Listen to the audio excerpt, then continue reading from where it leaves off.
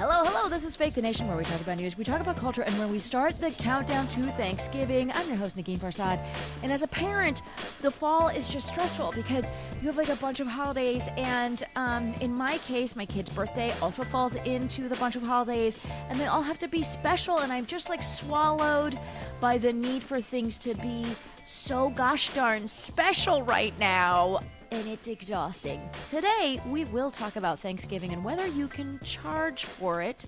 We'll also talk about Target's new 10-4 policy, the end of the shutdown maybe, right-wing infighting, and finally, did liberal feminism ruin the workplace? What?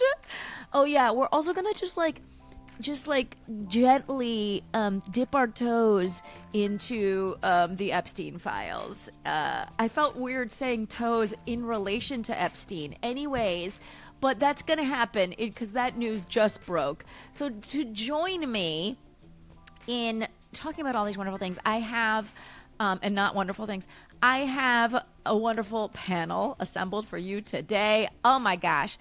First off, she has a special out. It's called Highly Intelligent. You can look it up right now. She has a special out, you guys, because she is just an incredible comedian whose work you can see on the streets of America. Okay, she is the wonderful Shanna Christmas. Hey, Shanna. Hey. Hey, I love how you said she's in the streets because I do be out in the streets. That is so accurate. So thank you.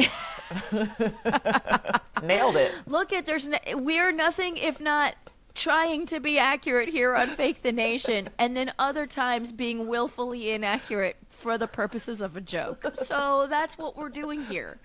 Thanks so much for joining us for the very first time. We'll try and make it like a gentle experience for you, and so hopefully you'll come back. Yes, I'm excited. We are also joined by my good buddy. Oh my gosh, this guy has a new special out on November 19th at 8 p.m. Eastern on YouTube. You tune in, you see the special broadcast live, and then I'm assuming it is available afterwards. It is called Rinni. I have seen him work out elements of this special over the last year or whatever, and it's so funny. He's so funny. He's consistently funny. He is my friend, Myq Kaplan. Hey, Myq. Thank you so much for having me. I really appreciate it, especially when you're overwhelmed at this time with making everything special. Here I am with a new special coming out, and Shanna has a special, and her last name is Christmas, and that's another holiday. And your kid's birthday falls also in the fall. You're doing so much. How do you do it? How can you have it? How can you have a family and ruin a workplace? Everything you're doing. I know. It's always a pleasure. So Thank busy. you so much for I'm having so me. busy. I know. I'm so busy ruining workplaces, but making this holiday special. It's an exhausting time. And before we get into the show, I want to remind listeners of another special thing going on in Washington, D.C. on December 12th. You can see The Muslims Are Coming. It is a show. I toured The Muslims Are Coming. I made a movie about it. It came out 10 years ago. I am, in fact, making a sequel, but more on that later. You don't worry about that part right now. Worry about if you're in Washington, D.C. on December 12th. You should come out and see The Muslims Are Coming. We're going to be at the Atlas Performing Arts Center. The tickets are cheap because I want to make the show accessible. If you have any friends that are like curious about Muslims or they're just on the fence, hey, they could come see a cheap and accessible show at the Atlas Performing Arts Center on December 12th. And joining me on the stage are some Muslims you love, like Gibran Salim and Yasmin Elahi, and some Fake the Nation regulars, like Ophira Eisenberg and Corey Ryan Forrester. So you're getting a lot, people of Fake the Nation, of the Fake the Nation verse, intertwining with the Muslims Are Coming verse. It's very exciting. December 12th. I hope you can make it. And now let's get into it with topic number one. So Target has launched its new 10-4 policy, which requires employees who are within 10 feet of a customer to smile, make eye contact, wave, and use friendly, approachable, and welcoming body language. And if they're within 4 feet of the customer, they must personally greet the guest, smile, and initiate a warm, helpful interaction. I don't know, Myq, what do you think of this as a customer, and I guess what would you think of it as an employee? Sure. Well, my girlfriend, I worked in retail at a time, or as a barista in a Barnes and Noble, so I have been on the other side of the counter. I've been both. I've seen it from every direction, man. But Rinni is the name of my girlfriend, also the name of my special. Not a coincidence. Rinni used to work at a fancy department store, and so worked in retail for a long time, and we've talked about this extensively. I feel like it is kind of oppressive. The capitalistic system is oppressive, and one of the ways that it is sort of insidious is like, we're a family, right? We're a family. Like, when you work here, like, look, we don't have to pay our family extra for doing extra things. Just work all the time, give us your life, give us your body, do all these things. So I say this all to say, I actually, in some ways, I don't know how much I'm going to stand by this after I say it, but I kind of like the explicit policy where they're not just like, hey, just be friendly, just do everything. They're saying, like, look, these are the rules, these are the guidelines. We're hiring you to stay. If you're near a customer, you'll smile at them. If you're close to them, you talk to them. That's the job. Hey, if you're 11 feet from a customer, go nuts, do whatever you want, like run away, don't smile, hide, growl, whatever. So I kind of like that there's more honesty to it. It's like, I mean, the system is flawed and problematic, but in this system, like, I like that they're like, look, we know that you're not going to smile. I think they should pay more for each smile. You should get credits, be like, every smile, every wave, every hello, Right. every how are you, be like, that's what you're getting paid. That's what the money is for. There should be like an inverse speedometer, but like a smilometer. Like, if they catch you smiling, then they put money into your account or something like that. And Yeah. the technology is already there. We have that technology to make this happen. Shanna, what do you think of these policies? I hate it. I'm sorry. I was raised by a woman that says if you go into a store and they don't say hello, don't buy anything. But also, I've been followed in stores for people that think that I'm going to shoplift. So I don't know if I want you walking by me and those smiling. people say hello while did those people say hello while also following you? Well, no, that's the good part. They say hello from the counter, and then they kind of yell, if you need anything, let me know. But they're not like behind you like, do you need anything? Are you stealing anything? Do you need anything? Right. I don't think you should force people to smile. It feels kind of like being catcalled on the street by like strange men. Like, you should smile. Like, no, I just want to get my fries or whatever, just. But what if on the street men were like, smile, I'll pay you for it? Feels weird. Also, like prostitution. Fair point, absolutely. Not saying I have. Look, That's right. It is weird. Rinni has shared with me her thoughts about working retail, that it is, like, I mean, eerily similar to sex work in that in both situations, someone who, like, a lot of people wouldn't do it if they didn't have to, and an organization or a person is saying, like, I will give you money if you bring your body here and do certain things with it, be it stand on your feet for 9 hours, look at people, talk to people, do things with your face. It's not so different, retail and sex work. I think you should create an work environment that makes people smile naturally. Like, if people are just happy to be there, you wouldn't have to implement policies that are like, you should smile. It's like, well, this place sucks, so maybe you should do something about that first. Well, I don't know if you guys have been into a Wegmans. Have either of you been into a Wegmans? I've never heard of that. I have. Okay, so wait, Sean, are you joining us from Los Angeles? Las Vegas. Las Vegas. Oh shit. Okay. So Wegmans is a chain here in I don't know where it is, but it's in the Northeast. We definitely had them in upstate New York when I was in college, and now we have them in New York City. And interestingly, they have been on the top of lists of employee happiness for a long time. They do a lot to make their employees happy, health insurance, etc. There's various benefits, and there's various ways that they keep their employees happy. And it's funny because I remember going into a Wegmans in Pennsylvania or something, and just feeling like everyone was just like, "Hey, how can I help you?" And they weren't. It it was in a way that you could tell it wasn't being put on. It was just like everyone's like having a good time, and Linda's doing like what index finger pointy whatever to Gerald or whatever in the other aisle, and they're having a joke about something they had a joke about earlier. You know what I mean? It was like you could tell the vibe in there was good. And I remember being like, oh yeah, this company's on that list. And I think I haven't like analyze the behavior of the Manhattan employees of Wegmans, but in my sample set of this one place in fucking Pennsylvania, I remember thinking like, these people seem like they're genuinely fine being here, and that might be because there's reasonable expectations, there's reasonable pay, there's reasonable health care, things are just kind of like fair, and that might be all you need to do to get a real smile out of someone. But if you can't do that, then, address the symptoms and not the root cause. Obviously. Right. Yeah. Well, I think also because the big Target boycott we all did when they got rid of their DEI programs is probably why people are sad, because there's no one coming in there anymore. So maybe Target should hire all the black people back. Bring back the blacks, Target. There's also that.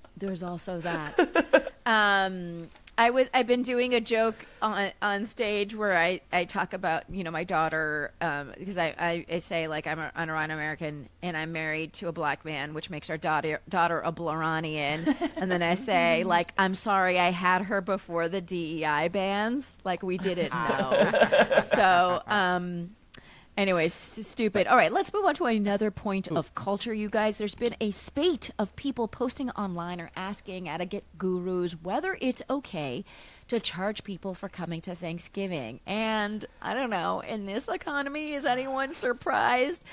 But here's my question to the two of you. Even with inflation and increased healthcare costs and a possible war on Venezuela, is it just still too gauche to charge people for coming to your Thanksgiving dinner? Would you be okay with it, Shanna? First off, I thought we stopped celebrating Thanksgiving. I mean, what are you guys talking about? We went Halloween, Thanksgiving. Mariah Carey's doing the promos. They're already playing Christmas on Hallmark. We have skipped Thanksgiving. Just have a cookout. Why are you even, what's the problem? Don't have people over. Well, cookouts still cost money. Well, listen, if you can't afford it, order some Chinese food. You don't have to do it. It's okay too. Just stay home by yourself and be sad like the rest of us. It's okay. We don't have any money. Why? Just skip it. Just go right to Christmas. Wait for New Year's Eve. Just skip it. Skip it. Okay, so Shauna's on team stay home and be sad like the rest of us. Myq, where do you land on this a critical issue?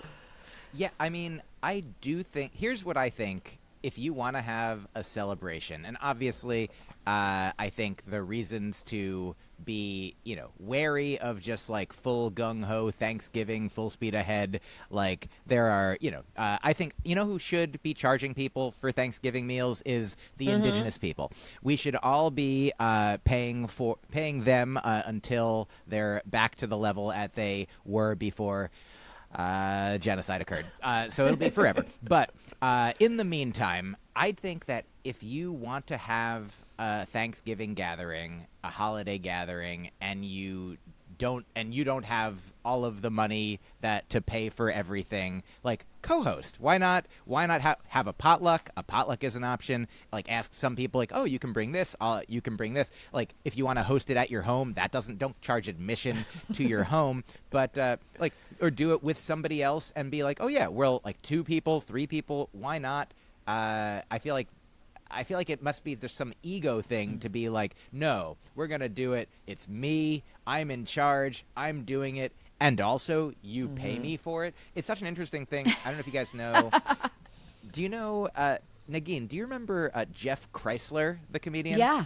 Yeah. Jeff co-wrote a book with social scientist Dan Ariely called Dollars and Cents spelled the fun way.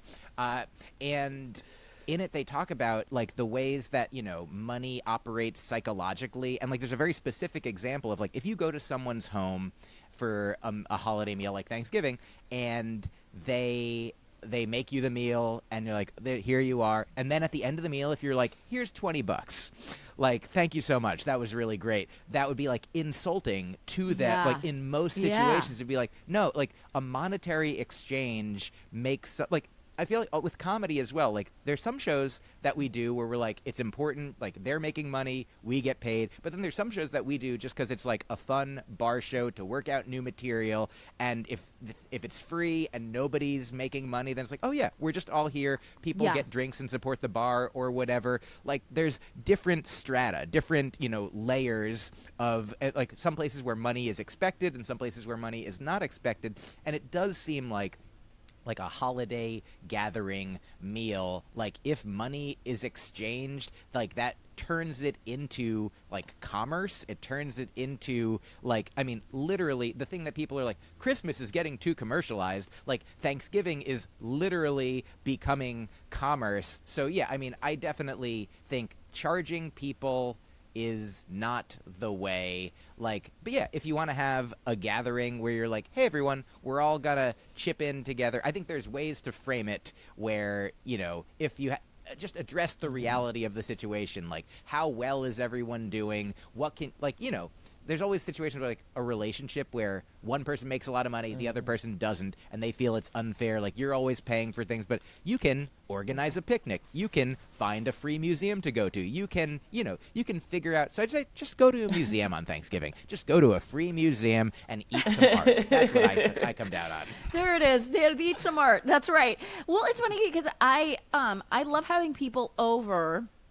This is not address the financial stuff, but I'm just going to say something adjacent to this issue, which is I love having people over. However, I've mentioned this before. I'm not a big cook, and I get stressed out about like cooking for other people because like, what do I know? I know nothing. It's going to be bad. And it just, the idea of it stresses me out. But again, I love having people over. So I started doing this thing the last few years I've been doing it where I have people over for happy hour, which is like, I'm going to put out a shit ton of finger foods and things that are essentially me cutting cheese and putting it on plates, right? It's not, I don't have to do very much. And maybe I'll throw a couple of apples on there with some walnuts. It looks like I tried, but I didn't really try. And that, and so I'll have people over for quote unquote happy hour, but there's so much random little stuff on the table, they honestly don't end up needing dinner after. But the expectation is they come a little earlier, and then there's all this food that is not dinner. You know what I mean? That's And- awesome. And it might be a cost savings, I'm not sure, but it's a stress savings, if that helps anyone. I feel like it would save me stress as well, because I feel like when I go to places where there is going to be dinner and there are like appetizers and finger foods and happy hour things in advance, I'm like very I'll eat all of the stuff. I will get full before dinner. And so it would be incredible if somebody was like, and surprise, there is no dinner. So you ate the right amount. Yeah, that's exactly what I'm going for. Is just like, if I can eat your heart out on these pita chips with this hummus dip or whatever the fuck, and eat your heart just out, keep eat going. your art out. I actually am a little bit adverse to like potlucks because I don't trust people's cooking habits. So I try to eat before I go out anyways. So finger foods is fine. What? If you've got a That's cat walking interesting. around your You try to eat countertops while before you're you go out. I don't know. I don't trust people's kitchens. I don't know what kind of animals you got walking around. I don't know. It's homemade cookies, and like Yeah, I made a honestly, pie with my really- cat, and he did the little pie crust with his paw. No, I don't want that. I'm full. I had a lot of crackers. I had a charcuterie board earlier. Ate the whole thing. I'm very full. I feel like you just ruined Thanksgiving for a lot of people, Shanna, by talking about their cats having made the dessert. So folks, I leave you with that as we take a quick break. And when we come back, we'll talk about politics.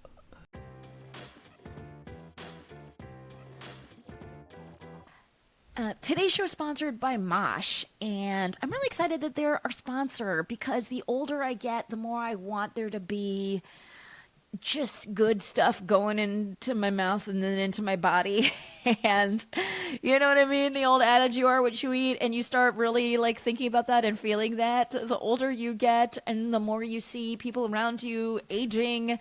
And also, like, I think about protein a lot more than I used to. I gotta be real honest. I think about protein and the consumption of it quite a bit. So that's why I'm really excited that Mosh is our sponsor today. You may have heard about them on Oprah's Favorite Things. They are officially one of Oprah's favorite things. They're founded by Maria Shriver and her son, Patrick Schwarzenegger.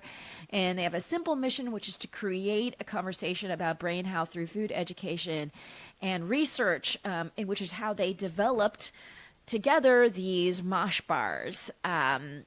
So Maria's father suffered from Alzheimer's, and since then, her and her son, they decided to dedicate, themselves to finding a way for families to deal with this disease. So Mosh joined with the world's top scientists to design and functional nutritionists to design these protein bars. And each bar is made with ingredients that support brain health, like ashwagandha and lion's mane and collagen and omega-3s and all these things that you read about and that you worry, am I getting enough of those things? Well, if you're eating these bars, you are going to get some of those things. They are brain-boosting ingredients.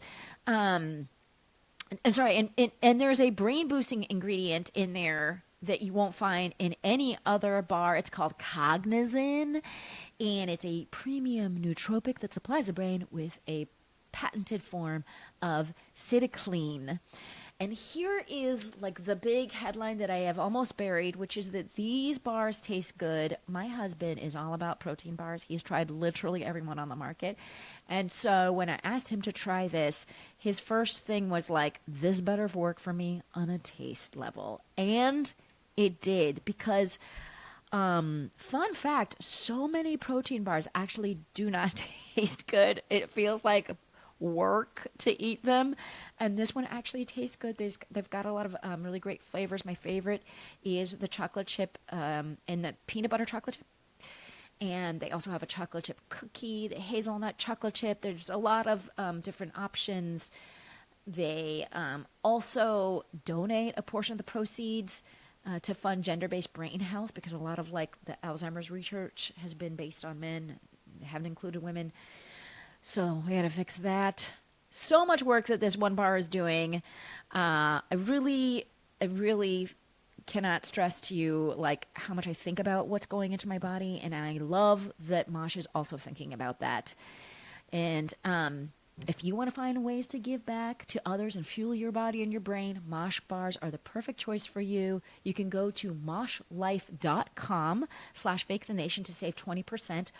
To save 24% off, plus free shipping on the bestsellers trial pack or the new plant-based trial pack. That's 20% off, plus free shipping on either the bestsellers trial pack or the plant-based trial pack. That's Mosh Life, MOSH life.com/fakethenation. And I want to thank Mosh so much for supporting this episode.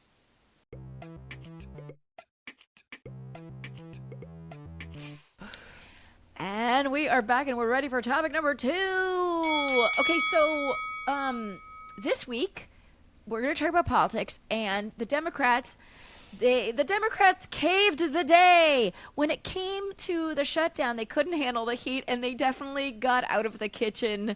This actually comes as a surprise because of last year's stellar election results. You can check out the Fake the Nation bonus we did last week on the elections.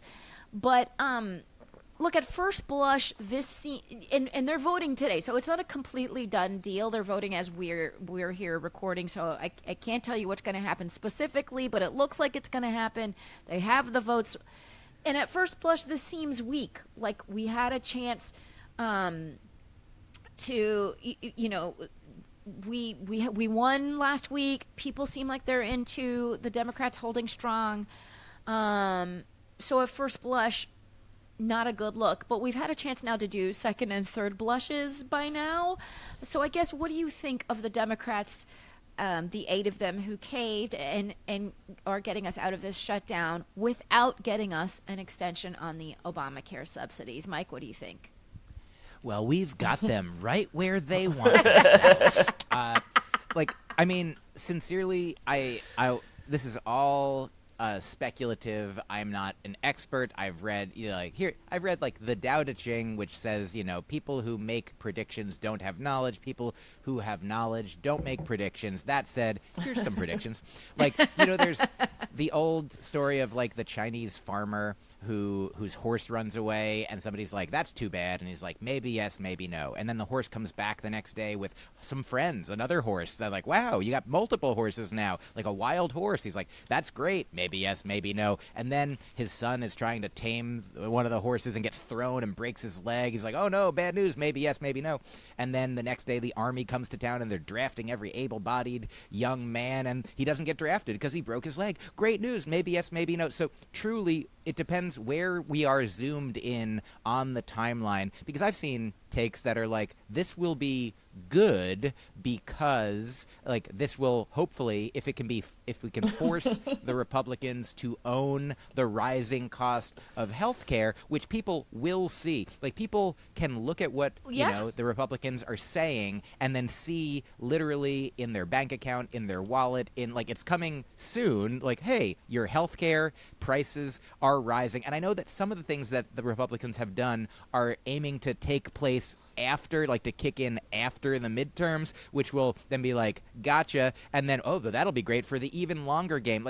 So it's very difficult to know what game are you playing, how short, how long, and how you're spinning it. But hopefully they're I understand them wanting to get people paid. I understand them wanting to get people back to work and get things functioning again. I understand why the caving occurred, and I hope that the Democrats can make it clear that obviously not every Democrat wants it to open without these healthcare things to be won back, because they want people to get food. They want people to have health care. It seems how is that not a winning argument? Democrats, the party of people eating and being healthy, people being able to afford the doctor.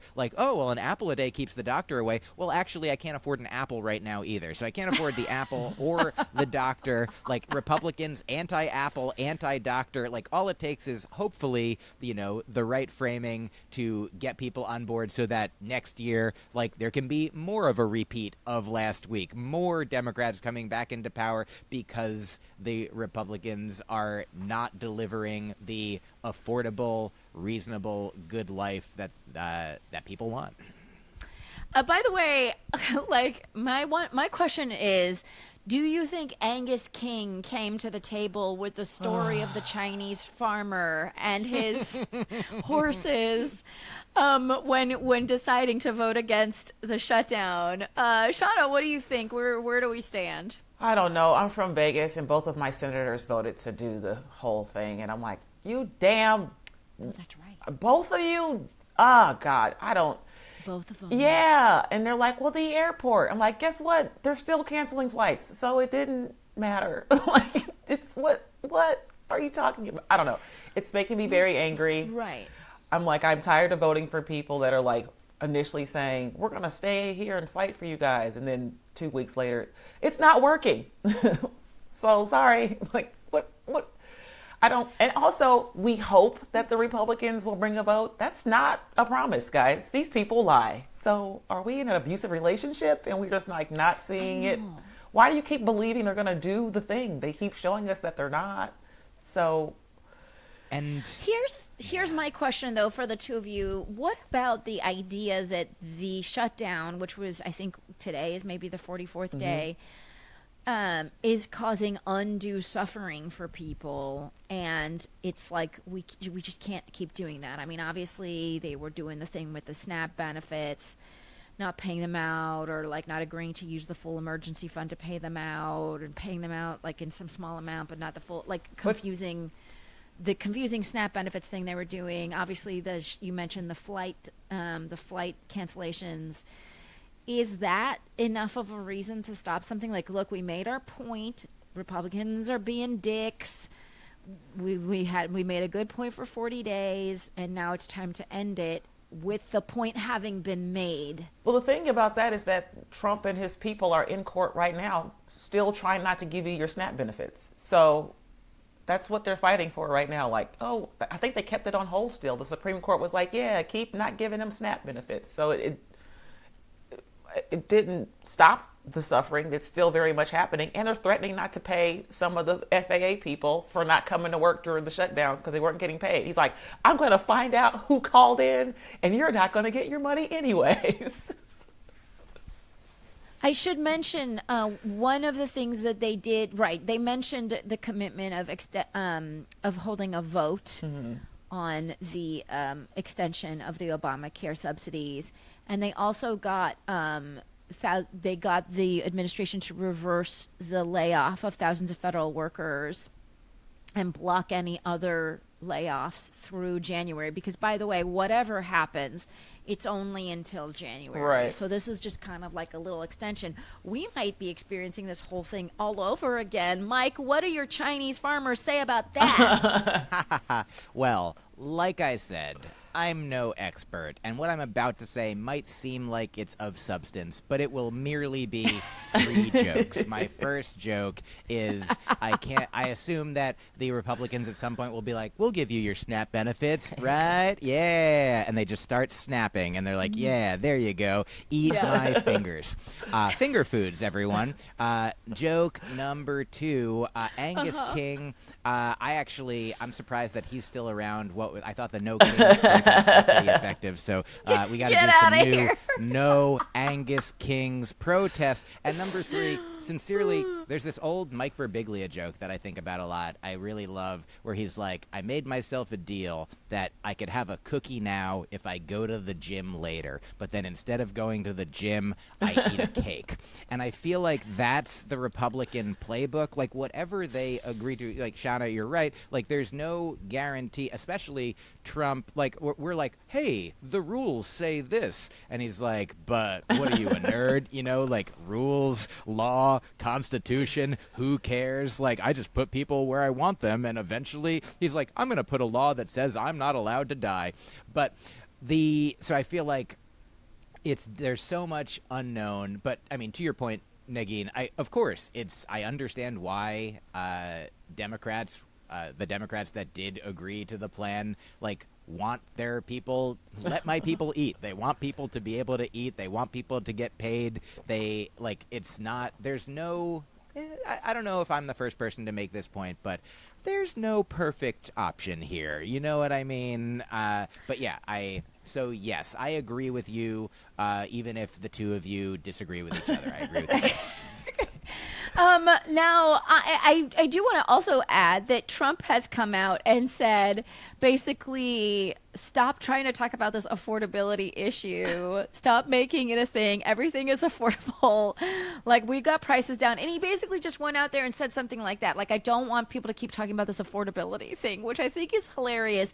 And it is another indicator that maybe, for the people who are trying to, like, put a positive spin on this shutdown, which maybe I'm one of those people, I don't know, that it's already very clear that they don't care about poor people or even middle class people, because if they did, they would have used the emergency funds. If they did, he wouldn't have bulldozed the East Wing of the White House to then build a fancy ballroom during a shutdown. If he cared about poor people, he wouldn't have posted ad nauseum about a renovated bathroom in the Lincoln bedroom or whatever, and he wouldn't have had a Great Gatsby themed party at Mar-a-Lago, while also, not sending out SNAP benefits. So it's just like I do feel it's like the point of the shutdown, I feel like, was sort of made with the suffering, and then their position was made by all of their behaviors throughout this shutdown. So there's something there, and also just this fun new thing that he's doing where he's acting like there is no affordability crisis, and why is anyone talking about that? Let's move on quickly and talk about the Epstein Files. Now, just before we started taping, news broke about more files. House Democrats released emails that showed Epstein saying that Trump has, quote, spent hours at my house. And with one of the victims. And in one email, Epstein clearly stated that Trump, quote, knew about the girls, i.e. the underage girls. In another one, Epstein pondered how to address questions from the news media about his relationship with Mr. Trump as he was becoming a national political figure. So it became clear, the emails paint a picture that I think is further damning to the Trump administration. I don't know, Shanna, what's the vibe out there in Vegas about the Epstein Files?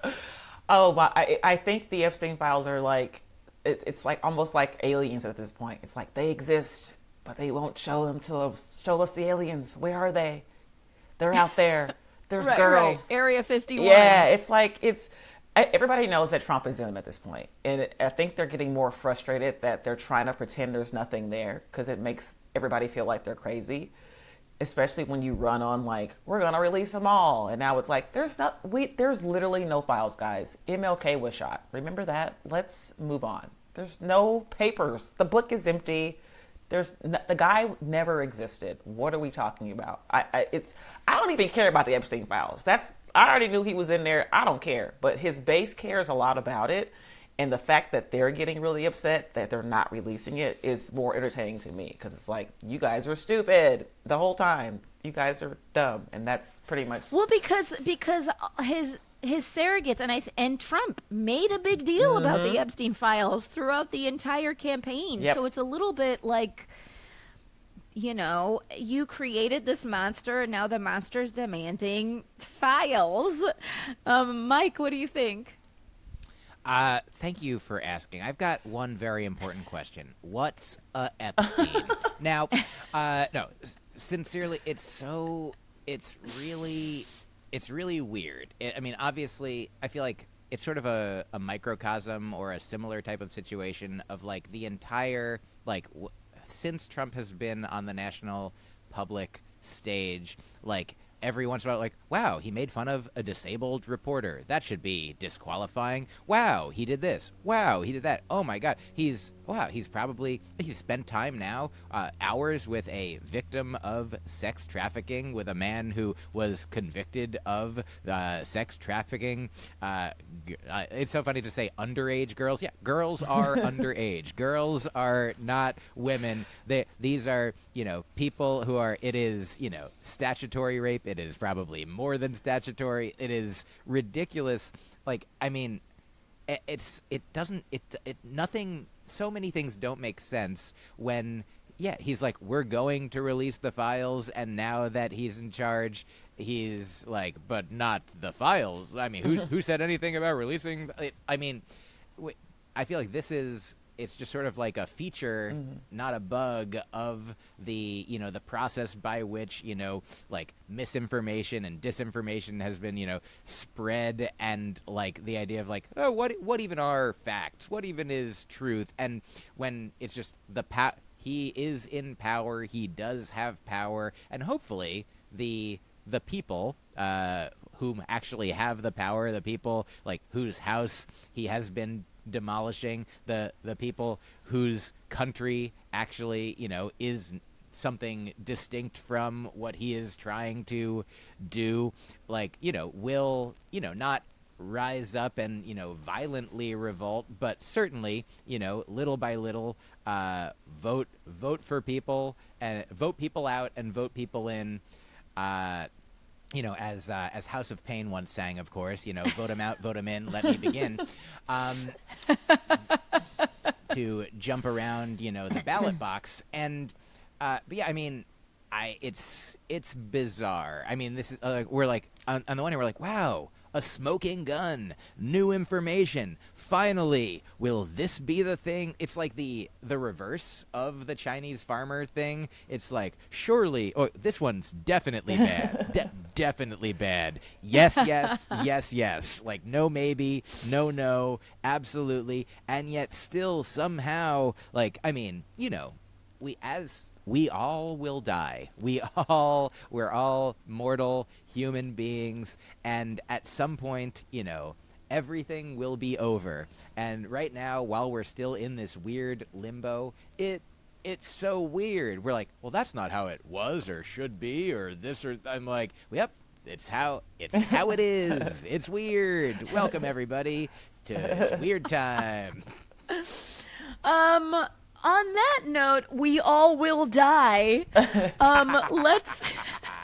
Let's take a quick break. And we are back, and we're ready for topic number 3. Ross Douthat had a podcast episode with 2 conservative female writers where he asked the question, did liberal feminism ruin the workplace? Actually, I should note, the headline that originally appeared was, did women ruin the workplace? Mm-hmm. And then it was edited later to, did liberal feminism ruin the workplace?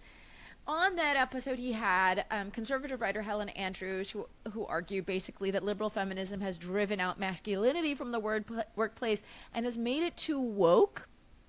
And then Leah Libresco-Sargent argued that workplace issues are a result of general human feelings and that liberal feminism has forced women to conform to male professional norms. And both of those arguments are... they are a good reminder that one day we all will die. Anyways, as Myq Kaplan once said, but I don't know. Mike, what do you think of, let's start with the man here. Mike,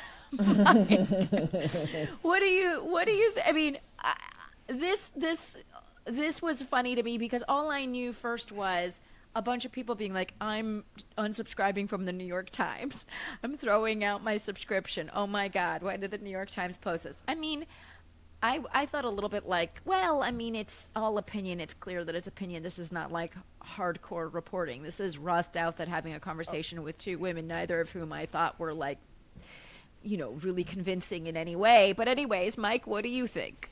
Yeah, I mean, certainly it's clickbait, it's rage bait. Yes. And yeah. like they want, obviously, eyeballs, and certainly they don't want people to unsubscribe, but like it's become such a news story. We're talking about it now, but I feel like the actual substance of like, are women, is anyone ruining anything? Like, did female Ghostbusters ruin male Ghostbusters? Did female Ghostbusters ruin your childhood? Are women ruining the Ghostbuster workforce? A perfect, timely, topical example. But I feel like it evokes the idea of like, did gay marriage ruin straight marriage? Like, that's not the right question. That's not the right... Like, the question is, like, what is fair? What is equitable? What is, like, kind and compassionate? And, like, I mean, I truly think, going back to one of the topics we already discussed, like... capitalism, like the target workplace, like if the workplace was, a place that was supportive and hospitable for people of any genders to be in it, like this wouldn't, the question of like, hey, Mad Men's not how it is anymore, it doesn't even make any sense. Like, yeah, I'm a fan of the, like, I'm not saying, like, we all have within us masculine and feminine energies, and there is like positive aspects of masculinity, which is like, oh, you want to protect like the people in your family, in your country, in your world. You want to defend, like there's ways to be like non-toxically masculine, but I think the ways in which that workplaces probably were more masculine, if we accept that analysis of how workplaces have been shifting, like, yeah, I mean, I'm not saying that Mad Men's a documentary, but like it was representative of a time when like women like women deserve to be in the workplace, and women, like everyone deserves to be living their life and, you know, self-actualizing and being as, you know, productive and healthy and, you know, living as they want to in as much as they can in a capitalist hellscape, you know.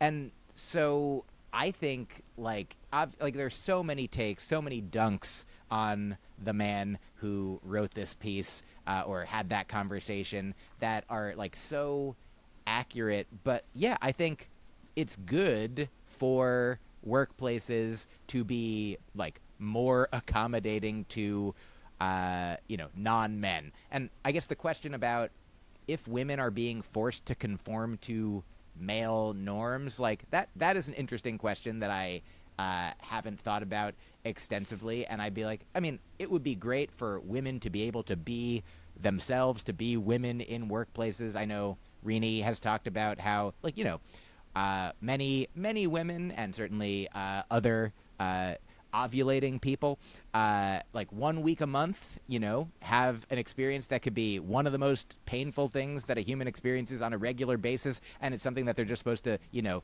not talk about and show up to work and like not call out, period, you know, and not talk about it and have it just be like, you know, but that in a real, you know, egalitarian workplace, in a world that was fair and addressed reality, it could be like, hey, there's like there was an episode of Sliders, the sci-fi show, where there was a dimension where women were in charge. The woman was president was a woman, and they were like, man, of course the president's a woman because they have a cycle only once a month, but men cycle like every 7 minutes. Men go like, you know, have emotional like ups and downs so much quicker than women do. And so I feel like the workplace needed some ruining because the workplace was and has been toxic and problematic. And so if women can ruin the ways that toxic masculine tendencies were, you know, governing the workplace, I'm for it. All right. Shauna. Now, tell me, react.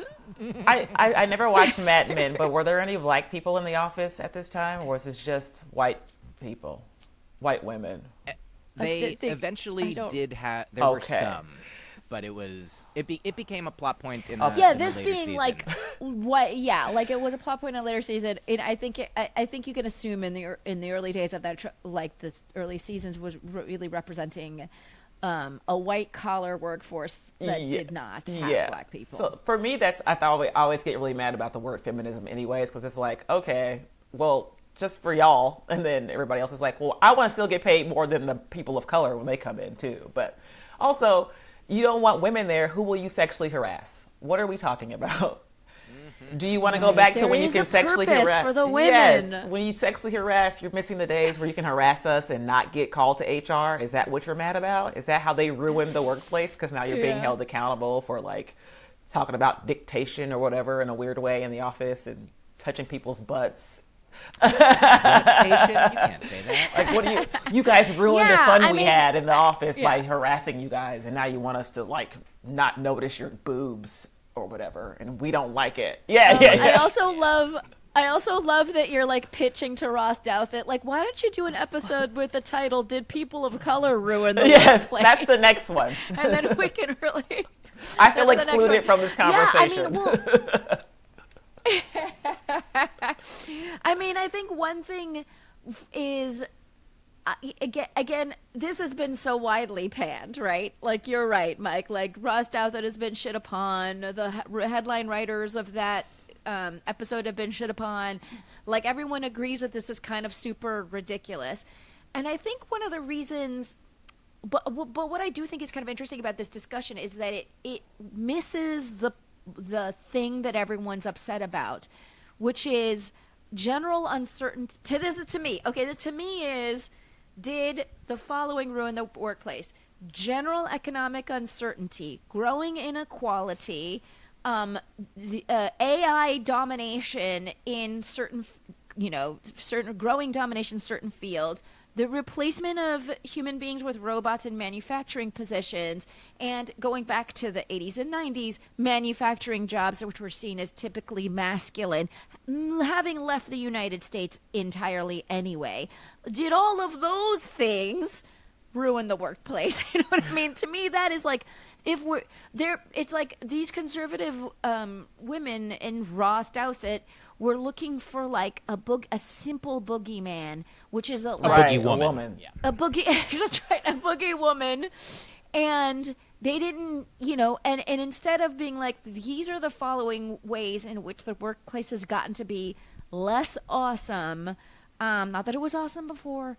By the way, the question also presupposes that the workplace was awesome before. Make by the way, workplaces great again. And smile. Right. Which, by the way, Mad Men drew a picture of a bunch of men who were alcoholics and depressed, So I'm not even sure which specific workplace was awesome, So, I don't know. I think that, to me, is what's going on with this conversation, is that it's instead of, this is one of those moments where you see, like, the patriarchy. We've been trying to work against the patriarchy and get some kind of equity. We've made minor achievements to that end. And the minute we make any kind of achievement, instead of pointing out to real economic forces at play, we're just like, women. Oh, yeah. I think great point. Great point. Not just as a woman, but as a person, as a human. Like, as a human being, like, I really like the AI point, because I can imagine an article that's like, did AI ruin the workplace? No, AI improved the workplace by getting rid of humans. Now AI runs workplace, so you don't have to. AI has money, so you don't have to. Yeah. Exactly. And that might, and it's like, when you're looking, and the other thing is just like, what is the problem at the workplace? Is it that people can't, the constant fear of HR, whatever, like saying something wrong? Is it that people are not going to happy hours anymore? And the, it's like, if human beings are not connected, AI is maybe the problem. If human beings are not connected, maybe remote work is a problem. If human beings are not connected, maybe the lack of a happy hour is because they don't have enough money to fucking go to the office and be connected and then go spend money on a happy hour. Like, so, I don't know. This felt like entirely like the wrong question, although it's kind of fun and interesting to hear people muse about wokeness or whatever. And by the way, like, I cannot wait for the word woke to die forever. I don't know, Go to Shanna. sleep, Can woke. this? Well, that's because they co-opted it from black people and they ruined it like they always do. Every time we make something cool, somebody white's like, yes, doing this thing that we made up. Like, clock it. No, no. They sure Why did. do you have They to did co-opt that. the cool Man, thing and make it not cool anymore? I don't even say woke anymore, because it's like, it's just not even a fun word to say. We have to come up with a new word, and then you guys will steal it and make it bad. I don't know. I'm going to sleep. I think it's just better to sleep for the next 3 years, and hopefully we'll wake up to something that's not. But it's as not bad. even it, and I would even say that it's like, if like a subset of cool black people said it, and then every black person says, it's like, once something tips over into too many people are saying it, it's like, that thing is over. Like, people it are doesn't saying, matter. You know what I mean? People are saying, like, bye Felicia, and I'm like, what? What are you talking about, bye Felicia, now? Do you even know where it comes from? They have no idea.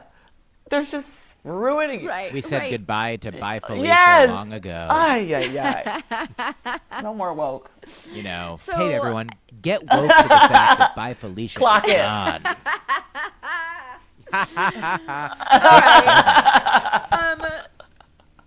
Listeners, are you a Douthat head? Were you enthralled by this conversation? Which, by the way, was a very weird conversation. Like, I tried to listen to the whole episode, and it was weird. So, anyways, you tell me, what did you think? Where are you on this question of whether or not women ruin the workforce, or possibly could it be literally everything else? Okay. And that, my friends, is the end of a show. What a wonderful panel this was. I love talking with the both of you. We got China, we got Las Vegas. I mean, we got Felicia. So much in this episode. Myq Kaplan, I want people to follow you and everything you do. Where do they do that? Thank you for having me. Thank you for asking. Myq Kaplan is my name. Spelled the weird way that I spell it is MyQ Kaplan. That's all of my social media. That's my website, my Substack newsletter, MyQKaplan.substack.com, my many albums and specials that are out there. But if you only remember one thing, and I bet you can remember multiple things, look, you can just rewind and listen again. But the new special, Rinni, is out on YouTube starting November 19th, 2025. It will outlive us all, I believe, until the sun explodes and the internet is gone. So yeah, Rinni on YouTube is my latest special that I'd love for you to check out starting November 19th. Thank you so much for having me, Negin. Oh my gosh, folks, like I said, I've known Myq for a very long time. I've seen him perform for a very long time, and I'm consistently and duly impressed by what he can do. So please check out that new special. Shanna Christmas, where do people find you? You can find me on all the things under the same name, Shanna, Shanna, and Christmas as you spell Christmas, because that's how you spell it. My YouTube specials, highly intelligent, find it. And my birthday's on Christmas. It's a stage name because I don't get birthday presents. So you feel free to Venmo me as well if you'd like to send me some money if you are not broke. Don't pay for Thanksgiving, but do Venmo Christmas. Thank you. My daughter's birthday is not on Christmas, but it's on the 21st. It's on the winter equinox, also known among Iranians as Shab Yalda, the longest night of the year celebration. And so she also has this issue. That's probably part of my pressure of making everything so fucking special. Yeah, is because she's got that. She might become a comedian because she doesn't get. You got to make it special, otherwise she'll become a comedian, and you don't want that. Please swallow those words back into you. I need. Make it special. I need for her to be like an accountant or something like that. So I need to make it special.